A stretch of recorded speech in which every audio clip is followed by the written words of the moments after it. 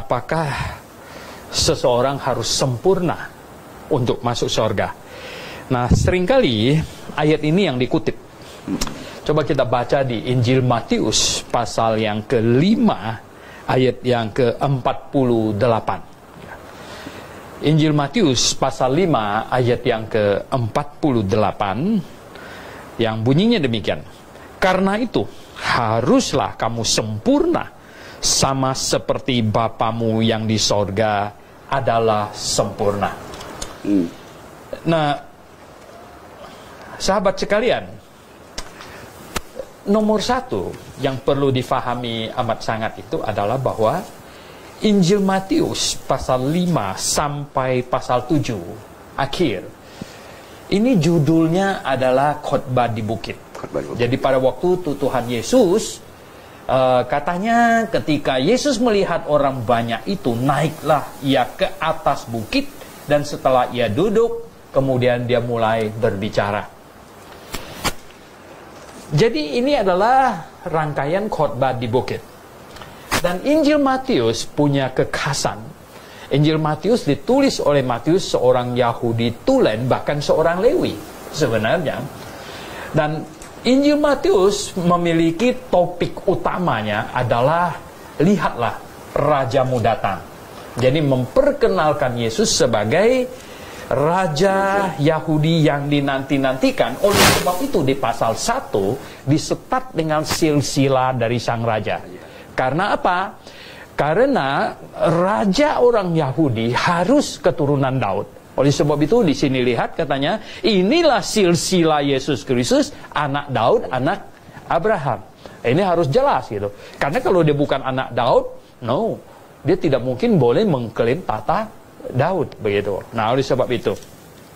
Kemudian seterusnya kita persingkat sampai di Injil Matius pasal 5. Sebenarnya inti dari Injil Matius pasal 5 sampai pasal 7 ini adalah khotbah di bukit, di mana sang raja setelah melalui pengujian segala macam di pasal 4, di mana Tuhan Yesus dicobai, pada pasal yang kelima ini adalah sang raja memperkenalkan undang-undangnya. Sang raja memperkenalkan tuntutan kerajaannya. Nah, kerajaannya adalah kerajaan yang bersifat rohani. Kerajaan Allah yang bersifat rohani. Nah, oleh sebab itulah maka tuntutannya juga bersifat rohani. Nah, di sini ya sang raja memaparkan betapa sebenarnya dia mau sekarang ini segala bentuk ketaatan bukan secara aspek luar, tetapi secara rohani dan dengan hati.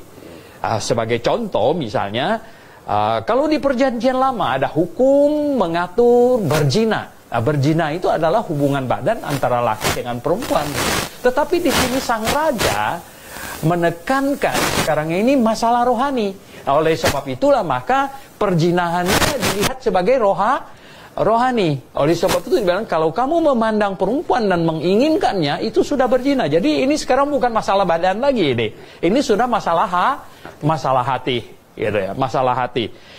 Nah, Tuhan Yesus memaparkan semua ini ya, sampai berdoanya segala macam itu bukan lagi sesuatu yang bersifat ritualitas dan jasmania.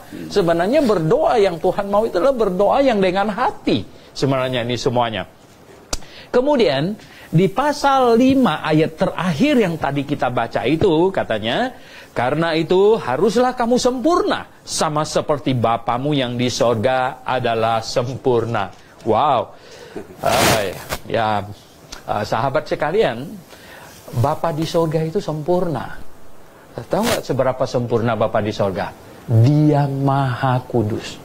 Bukan cuma agak kudus loh. Maha kudus. Ya. Paling tinggi. Dan dia sempurna, maha adil, maha kasih. Ya. Wow, karakter yang maha. Nah, karena Bapa di surga itu maha kudus, maha adil, maha kasih, orang yang masuk surga tuntutannya adalah seperti itu. Seperti itu. Wow. Bisakah manusia masuk surga? Bisakah manusia maha kudus? Seperti Bapa loh. Lihat, bukan agak kudus, tapi maha kudus. Bapa di surga kan maha kudus, maha adil.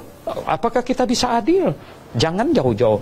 Punya anak beberapa, bagaimana kita bisa bikin adil gitu? Nggak bisa.